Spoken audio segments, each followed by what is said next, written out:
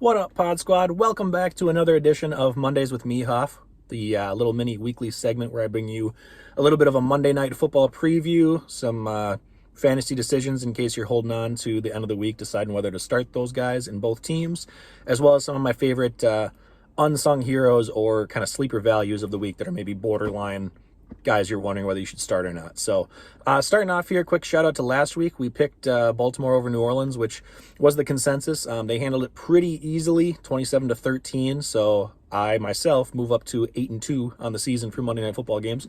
Pretty solid, I would say, especially with a year of crazy upsets. This week we do have Washington at 4-5, traveling into Philadelphia for the undefeated Eagles at 8-0. Philadelphia's, been pretty solid, and Washington hasn't exactly been elite or top of the line, so to speak, but they did have a pretty close one against their hometown Vikings last week, and before that they were on a 3-game winning streak. So I mean, they've shown some flashes, especially on defense. They're not doing a whole lot offensively to keep games or to win games outright, but defensively they've kept it pretty close. Looks like the Eagles are 11-point favorites right now, so we'll get into it a little bit, obviously, on my pick, but yeah, it's a pretty strong, heavy favorite with the only undefeated team left versus an underdog. On the Philadelphia side of the ball, Hurts is at over 2,000 passing yards already. He has a 12-2 touchdown to interception ratio. He's ran for 326 yards and 6 touchdowns this year, so he's been pretty crazy on both sides, running and passing. He has a 107.8 passer rating, which is actually second in the league, behind just Tua, which is crazy. The top 2 in the league, you wouldn't have expected that for passer rating overall. But it just shows, even though he's a dynamic athlete on the ground, he still takes care of the ball and is becoming a pretty good passer. I won't say he's top of the line yet, but he is clearly becoming that and taking a step forward this year. Big news for Washington. They might have Chase Young back, their top young defender, kind of cornerstone on that defense in the pass rush. So if he plays, expect him to try to limit Hurts a little bit. He's not going to completely take it away, but having an elite athlete on that already solid defensive line would make things a little bit more interesting as far as getting after the ball and pressuring Hurts versus letting him dance around and find pockets. Philadelphia, a few crazy stats that I kind of found coming up with these, but Philadelphia's a plus 15 turnover this year, so they picked it off or recovered turnovers 15 times more than they've given it up, which is by far the best in the league. This next closest is actually with only plus 6. So they take care of the ball and their defense can make some plays happen, which is not good for a Washington team that's lowest percentage for like rate of scoring per possession this year. They don't put up a lot of points. They don't score on a lot of drives. I think they're one of the bottom teams as far as scoring on the opening drive too. So it's not going to be real exciting to watch. If Washington's going to hang in there, it's going to be a low scoring game where they try to hold Philadelphia and make them run the ball, time of possession kind of thing. As far as fantasy options for what you're looking for, I think Philadelphia's side of the ball, everything's pretty obvious. You're starting most pieces that you have in there. Hurts is a mid to high elite quarterback 1. I think if Chase Young plays, maybe you're a little bit more worried of him running the ball, but still, he's a lock every single week for getting you solid baseline points on the ground. Plus, he can throw it around to a ton of different weapons. 3 different weapons, scored a passing touchdown last week. So beyond Hurts, we've got Miles Sanders on the ground. I think he's the clear-cut lead back, as he's shown so far this year. He's running back 16 so far, but he's been doing pretty well. Like last week, he had 93 yards for a touchdown. I expect more of that to continue. They do have a strong run defense, so he has maybe a little bit of a capped upside this week, but I would still expect like a mid running back 2 projected week. So like somewhere in the 15 to 18. I think he'll get you, maybe 60 yards on the ground, maybe like 80 yards total, and you're just hoping for a touchdown for it to be worth it, really. The receiving sides of the ball, I think A.J. Brown's obviously a locked wide receiver 1 this week, maybe with a solid floor, but like a lower wide receiver 1. Devontae Smith struggled last week. He only had 22 yards, but I'd expect him to bounce back. Not to the point where you're feeling comfortable starting him over a lot of options, but I think if he's your wide receiver 3 or your flex, I think I'd feel decently good about that. I expect them to be up early, so maybe not spreading the ball all over the place, but if he can get a touchdown, kind of that's what you're banking on.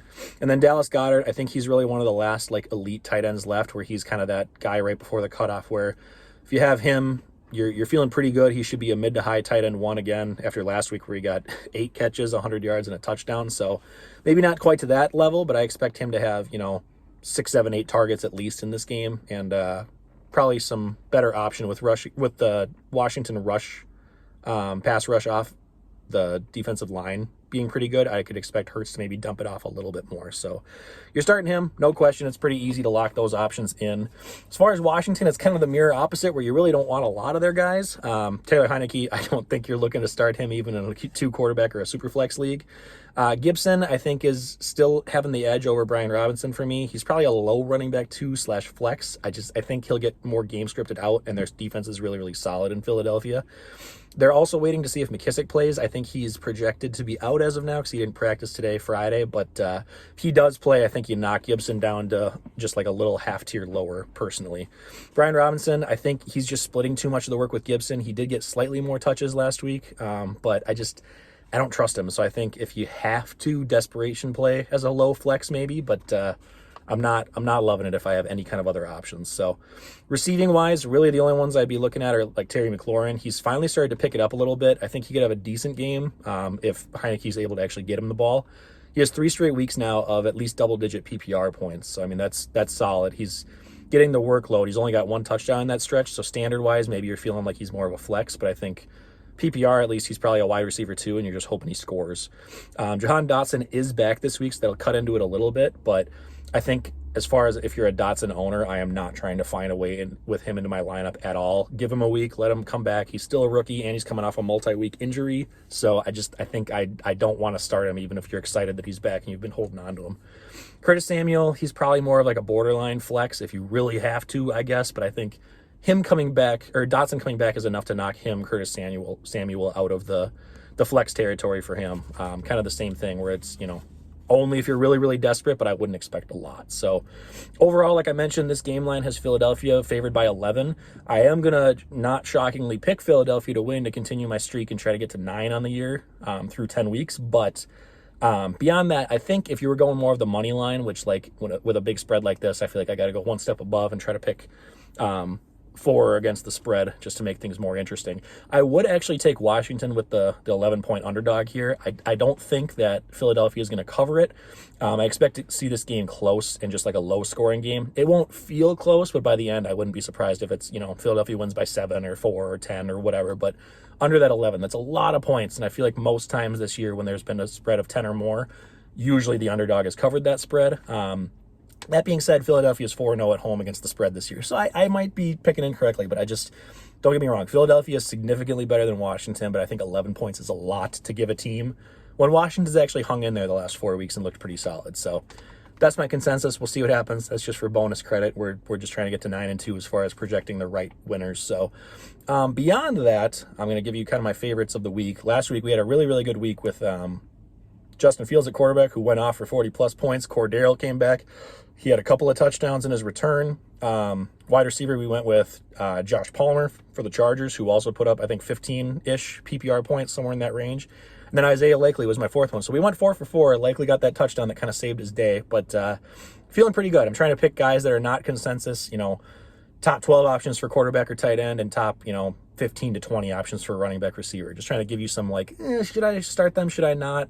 Guys that I would start over maybe more obvious, like typically higher in the rankings. So this week for quarterbacks, I've got 2. My primary one is the one I'm rolling with in DFS for those of you that heard us on the last pod episode, but I've got Trevor Lawrence going against Kansas City. I just expect Kansas City to be up pretty easily on the Jags, who can't stop anybody.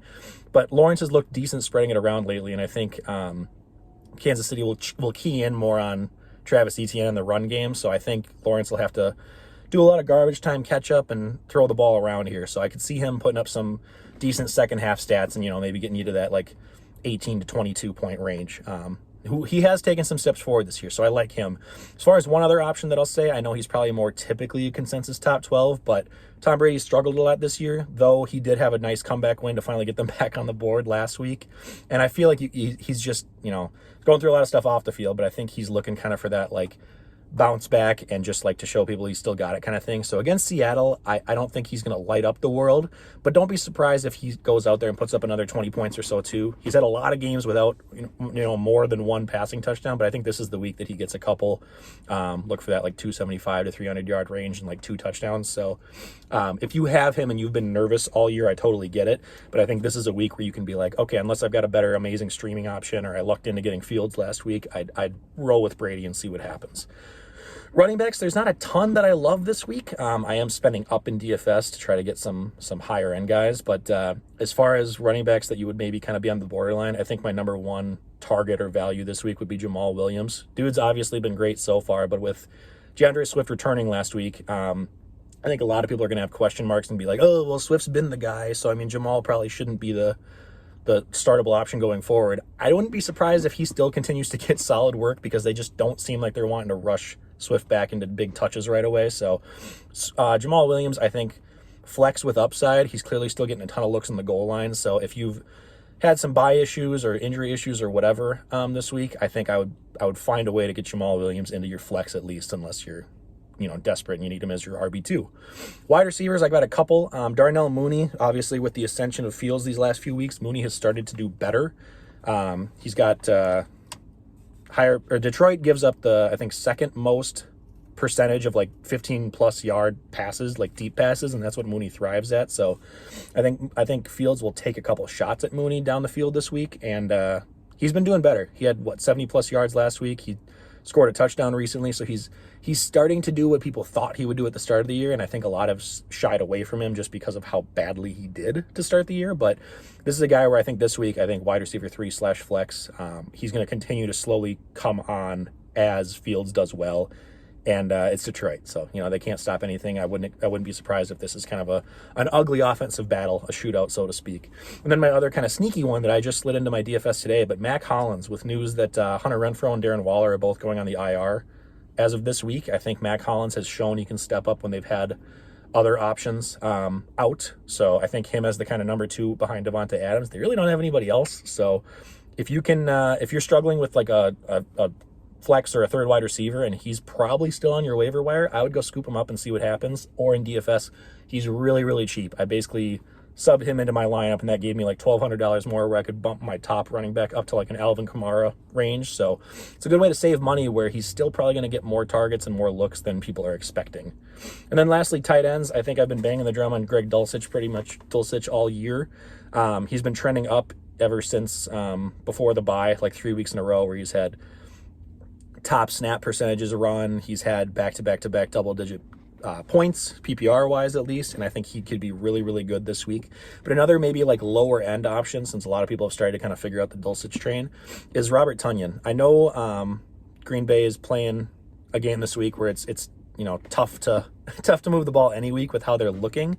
But I think Tonyan with Lazard banged up and Romeo Doubs out now for multiple weeks. Sammy Watkins has been on and off with injuries. I think I could see this being a week where maybe Rodgers looks his way a little bit more, like 5, 6, 7 targets, or potentially a touchdown, just with them needing to move the ball and kind of figure something out in Green Bay after this crazy losing streak. So Tanya would be kind of my like desperation if you don't have any great option and you're just looking at all of the streaming options. Go with him and see what happens. I mean, tight end landscape is pretty crazy as it is. So not saying it's going to win you the week, but I'd feel better about him than most streaming candidates. So I think that's all we got.